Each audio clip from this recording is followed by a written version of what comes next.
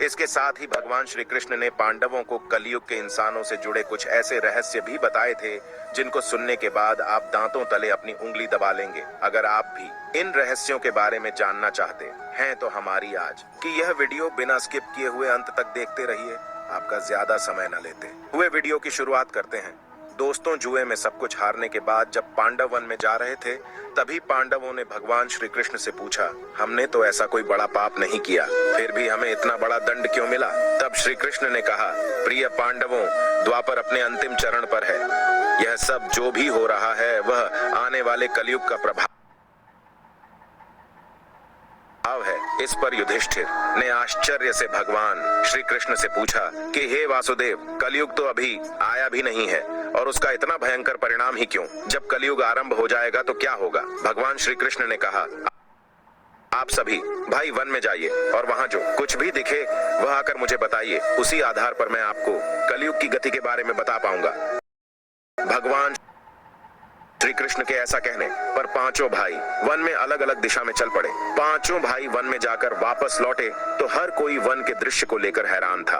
One से लौटने के बाद पांचों पांडवों के मस्तक पर सिकंद था। वह किसी उलझन में पड़े हुए नजर आ रहे थे। अब यह सब देखकर भगवान श्री कृष्ण ने कहा, हे प्रिय पांडवों, आप सभी किसी सोच विचार में मग्न हैं। मुझे बताएं, अगर संभव होगा तो मैं आपको उसका समाधान अवश्य दूंगा। तो दोस्तों, छोटा होने के नाते तब मैंने देखा कि जंगल में 7 कुएं थे और आस-पास के कुओं में पानी है, किंतु बीच का कुआं खाली है। बीच का कुआं गहरा है, फिर भी पानी नहीं है। ऐसा कैसे हो सकता है और इसका अर्थ क्या है, वह मुझे आप बताइए। इस पर भगवान श्री कृष्ण बोले, कलयुग में धनी लोग लड़का लड़की के विवाह में, छोटे बड़े उत्सवों में, सत्ता के लालच में बहुत ज्यादा पैसे खर्च कर देंगे, किंतु अगर किसी भूखे को देखेंगे तो उनकी सहायता करने में भी किसी व्यक्ति को कोई रुचि नहीं होगी। उनका अपना ही सगा भूख से मरेगा, फिर भी लोग उसे देखते रहेंगे। दूसरी ओर मौज मस्ती, मदिरा पान, मांस खाना, सुंदरता, यौवन और बेसन में पैसे के 2 आंसू पहुंचने में किसी को भी कोई दिलचस्पी नहीं होगी। कहने का तात्पर्य यह है कि कलयुग में अन्न के भंडार होंगे लेकिन लोग भूख से मर जाएंगे।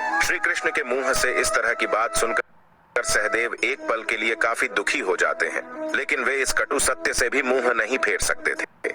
इसके बाद भीम की उत्सुकता कलयुग के बारे में जानने के लिए काफी ज्यादा बढ़ जाती है। वैसे ऋकेश उनसे पूछते हैं कि हे कृष्ण, मैंने वन में देखा कि एक गाय अपने बछड़े को इतना अधिक चाट रही थी कि उसके शरीर से खून निकलना शुरू हो जाता है, ऐसा क्यों? इस पर श्री कृष्ण कहते हैं, हे भीम, जैसा कि तुमने देखा एक गाय अपने बछड़े को इतना अधिक चाटती है कि उसके शरीर से रक्त निकलना शुरू हो जाता है, इस तरह कलयुग में भी माँ बाप अपने संतान पर इतना अधिक प्यार लुटा आएंगे कि उसका कभी विकास नहीं हो पाएगा। कलयुग में माँ की ममता अपने बेटे को इस कदर मोह माया में बांध कर रख देगी कि उसका पूरा जीवन नष्ट हो जाएगा। अगर किसी का बेटा अपना घर बार छोड़कर साधु बनेगा तो लाखों लोग उसके दर्शन करने के लिए जाएंगे, लेकिन जब अपना बेटा ही घर बार छोड़कर सन्यासी बन जाएगा तो वह बहुत ज्यादा रोएंगे, विलाप करेंगे कि हमारा बेटा गलत रास्ते पर चला गया। भगवान श्री कृष्ण जीवन की वास्तविकता को बताते हुए कहते हैं कि मनुष्य को यह समझना होगा कि तुम्हारे पुत्र तुम्हारी अमानत